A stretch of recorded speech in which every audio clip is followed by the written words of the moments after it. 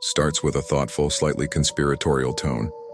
You ever look at one of your family members and just think, there's more to them than meets the eye? For me, that was my Auntie Carol. To everyone else, she was just Auntie Carol. She made the best sweet potato pie, gave the tightest hugs, and always had a $20 bill for you on your birthday.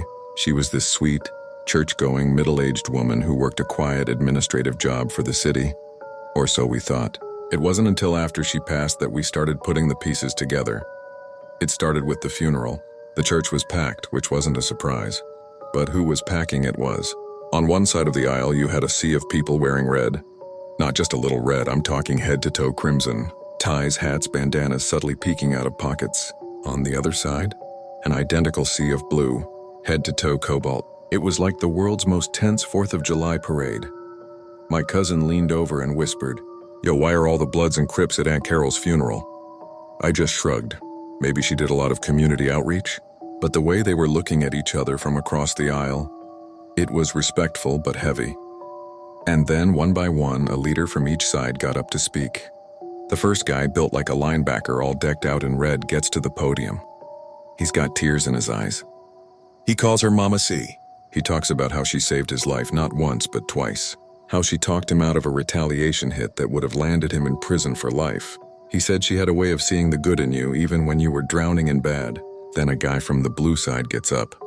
Just as tough, just as respected. He calls her the Oracle.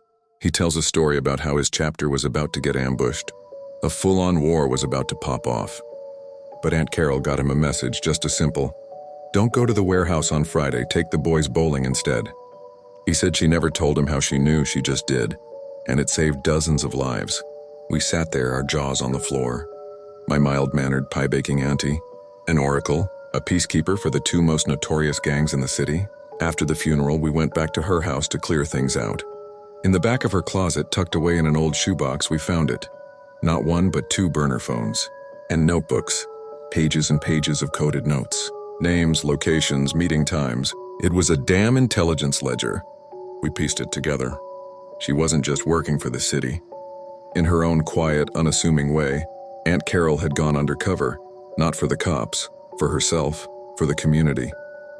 She had infiltrated both the Bloods and the Crips.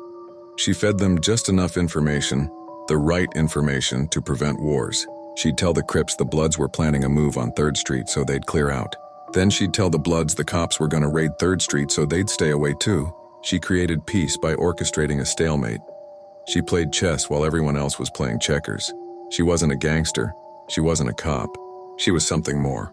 She saw these young men not as thugs but as her sons, her nephews.